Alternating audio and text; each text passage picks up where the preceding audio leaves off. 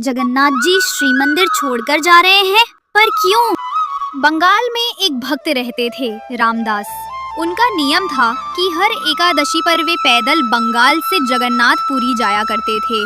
वहां जाकर वे सुबह समुद्र में स्नान करते, महाप्रसाद पाते और फिर रात को शयन आरती के बाद मंदिर के बाहर बैठकर कीर्तन करते। महाप्रभु जगन्नाथ जी उनसे बहुत प्रसन्न रहते थे और उन्हें अपार प्रेम करते थे। धीरे धीरे समय बीता और रामदास वृद्ध होने लगे। अब उनके शरीर में पहले जैसा बल नहीं रहा, लेकिन उन्होंने अपना नियम नहीं छोड़ा। उनका मन अब भी वही था, भक्ति में अटल। महाप्रभु जगन्नाथ जी को उस पर दया आ गई। जब अगली एकादशी पर रामदासपुरी पहुँचे और कीर्तन कर रहे थे, उन्होंने नेत्र बंद किए हुए प्रभु का ध्यान लगाया। तभी उनके ध्यान में जगन्नाथ जी प्रकट हुए और बोले, रामदास, तू अब पुरी मत आया कर, मुझे बड़ा कष्ट होता है।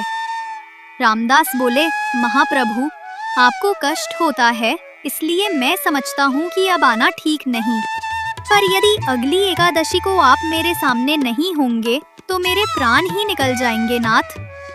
जगन्नाथ जी बोले, ठीक है, तो एक काम तो किया जा सकता है जिससे तुझे पुरी भी ना आना पड़े और तू मेरा दर्शन भी कर ले। रामदास बोले, वो कैसे संभव है? जगन्नाथ जी बोले, अगली एकादशी में जब पुरी आएगा तो एक बैलगाड़ी ले आना, मैं भी तेरे साथ चलूंगा तेरे घर, तब मेरा दर्शन कर लेना। प्रेम से दिन भर मुझे ही देखता रहना, मैं तुझे देखता रहूंगा। रामदास बोले, अरे नहीं महाप्रभु, आप तो सुख से विराजो, मैं आ जाऊंगा, मुझे कोई कष्ट नहीं होगा। लेकिन जगन्नाथ जी बोले, अब तो हमने मन बना लिया है, मैं तो तुम्हारे साथ ही जाऊंगा, और वो भी अगली एकादशी पर। रामदास खुश भी हुए और दुखी भी। अगली एकादशी जब आई तो रामदास बैलगाड़ी में बैठकर आए। सब पंडा पुजारी बोले, अरे रामदास, आज बैलगाड़ी से आए हो, कुछ विशेष है क्या? रामदास बोले, नहीं नहीं, बूढ़े हो गए हैं ना, इसलिए। रात का समय था, शयन आरती हो चुकी थी। रामदास बैठे थे, प्रतीक्षा कर रहे थे कि कब आएंगे। तभी क्या देखते हैं, पीताम्बरी पहनकर, सिर पर मोर पंख लगाकर साक्षात महाप्रभु जगन्नाथ मंदिर से बाहर आ रहे हैं। और ऐसे ही नहीं आ रहे, अपने सब अंग वस्त्र एक पोटली में बांधकर रामदास के समीप आ रहे हैं। रामदास ने कहा, फिर सोच लो, चलना है कि रुकना है? तो जगन्नाथ जी ने कहा, अब तो तय हो चुका है कि चलेंगे हम तुम्हारे संग ही। रामदास मन में सोच रहे थे, मैं तो मना कर रहा हूँ, पर इन्हें ही आना है मेरे साथ। जब बैलगाड़ी के पास गए तो जगन्नाथ जी बोले, ये बैल तो बूढ़े हैं, मैं अगर त्रिलोक का भार लेकर बैठा तो ये यहीं से वैकुंठ चले जाएंगे।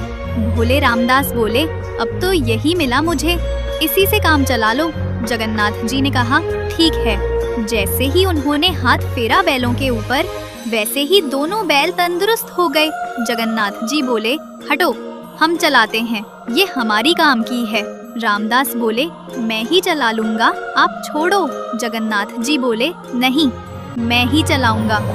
सामने बैल हाँकते हुए द्वारकाधीश थे और पीछे सीधे साधे रामदास बैठे थे। जैसे ही मंगला आरती का समय हुआ, वैसे ही सब पुजारी बोले, ये सुभद्रा जी और बलभद्र जी तो हैं, पर जगन्नाथ जी कहाँ गए? सब जगह हल्ला मच गया, जगन्नाथ जी चोरी हो गए, ढूंढो। सबका शक गया रामदास के ऊपर, क्योंकि रामदास ही वहाँ रात भर रहते थे। जगन्नाथ जी को पता चल गया था कि सब पंडा पुजारी रामदास के पास आ रहे हैं। वो अभी पुरी की सीमा से बाहर नहीं गए थे। तो जगन्नाथ जी ने कहा, रामदास, तुम मुझे कहीं छिपा दो, सब पंडा पुजारी आ रहे हैं तुम्हारे पास। पास में ही एक तालाब था, उसके पीछे एक गुफा जैसी बनी थी। तो रामदास ने जगन्नाथ जी को वहीं छिपा दिया, लेकिन उनकी पीताम्बरी का एक कोना बैलगाड़ी में रह गया। सब पंडा पुजारी आए और उनकी तलाशी लेने लगे। तभी वो पीताम्बरी का छोर उन्हें दिख गया और बिना कुछ पूछे मारपीट शुरू कर दी। तभी तालाब से आवाज आई, अरे मूर्खो, तुम्हें क्या लगता है मुझे कोई अपनी मर्जी से ले जा सकता है? नहीं, मैं स्वयं चलकर आया हूँ। तभी क्या देखा, जगन्नाथ जी के श्रीअंग से रक्त बह रहा है और पूरा तालाब रक्तमंडित हो गया है। सब बोले क्षमा कर दो महाप्रभु। महाप्रभु बोले क्षमा नहीं मिलेगी, जाओ, मेरे भक्त को मारते हो, शर्म नहीं आती। और जगन्नाथ जी रामदास के साथ चले गए। कुछ दिन बाद सब फिर से आए और बोले महाप्रभु, हमारी रोजी रोटी कैसे चलेगी? अब आप तो चले आए, हमारा पेट कैसे पलेगा?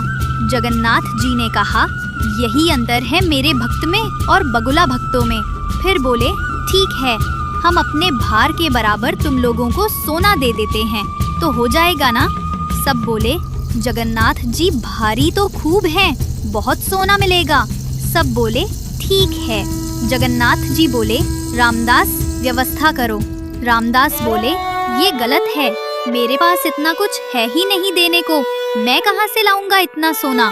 जगन्नाथ जी बोले तुम्हारी पत्नी की नाक पर एक सोने का किल है, वो ले आओ और एक तुलसी का पत्ता ले आओ, बाकी हम दिखाते हैं, आखिर हम भी परमात्मा हैं। जैसे ही नापा गया तो उस किल से भी कम भार के महाप्रभु हो गए और सब पंडा पुजारी से बोले जाओ ले लो अपनी जिंदगी, धन चाहिए ना तुम्हें? अब उन पुजारियों के पास कुछ कहने का मुंह न रहा।